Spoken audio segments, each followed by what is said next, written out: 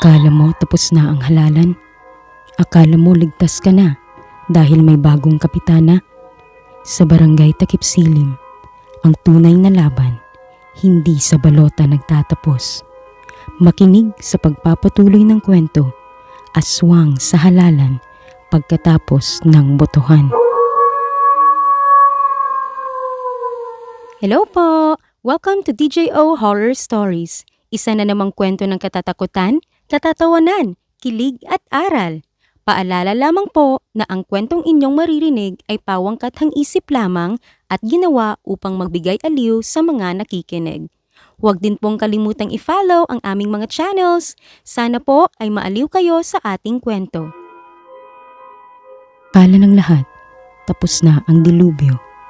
Nanalo si Lenlen bilang bagong kapitana ng Barangay Takip Silim.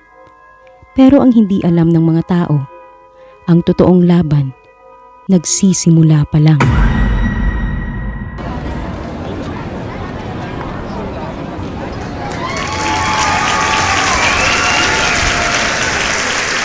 Mga kabarangay, salamat sa tiwala. Magbabago na ang Takip Silim. Mas maliwanag, mas ligtas. Grabe ka, Kapitana! Ang galing mo! Pero, napansin mo ba? Simula nung nanalo ka, ang daming nawawalang manok at kapitbahay. Baka naglalamay lang sa kapitbahay o baka nag-unli-sleep sa stress.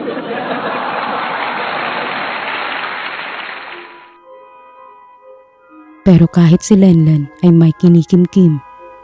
Dahil sa CCTV ng barangay, may na-record.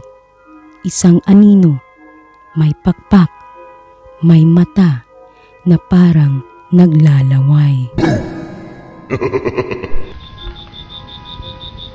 Kinagabihan, katakatakang pumunta si Marites sa abandonadong bahay ni Aling Pina.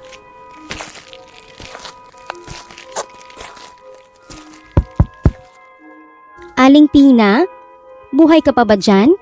Akala ko natusta ka na nung rally.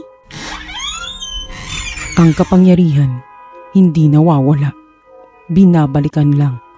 At ngayong may bagong kapitana, oras na para maghapunan. Oo, buhay pa si Aling Pina. Hindi lang basta buhay. Mas gutom, mas halimaw.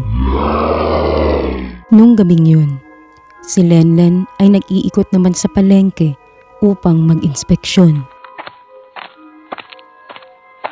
Makapakinig nga sa radyo ng aking cellphone.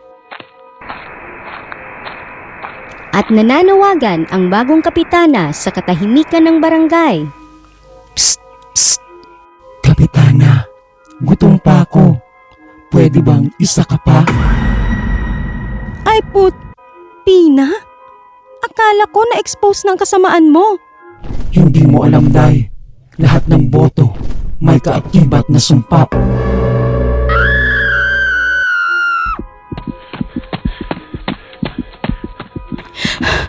Lola Vanji, kailangan ko ng tulong.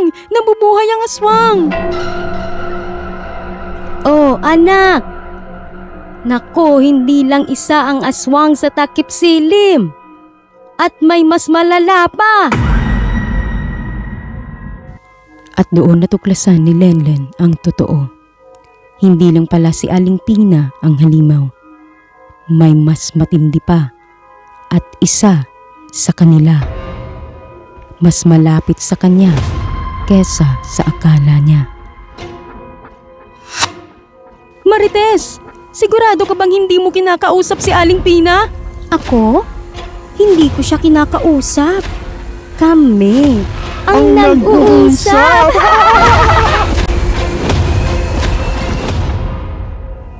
Sa Barangay Takip Silim, hindi lahat ng natalo ay nawawala. At minsan, ang tunay na nananalo ay ang dilim.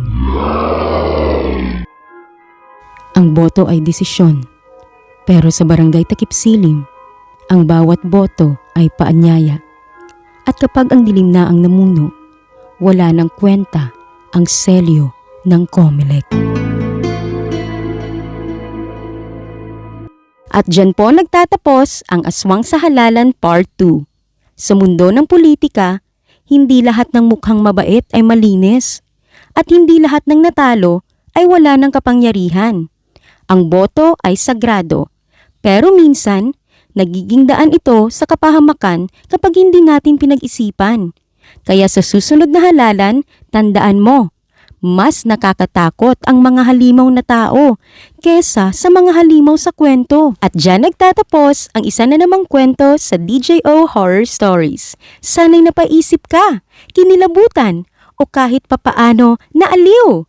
Huwag kalimutang i-follow si DJO para sa mas marami pang kwento ng kababalaghan, katatawanan, kilig at aral.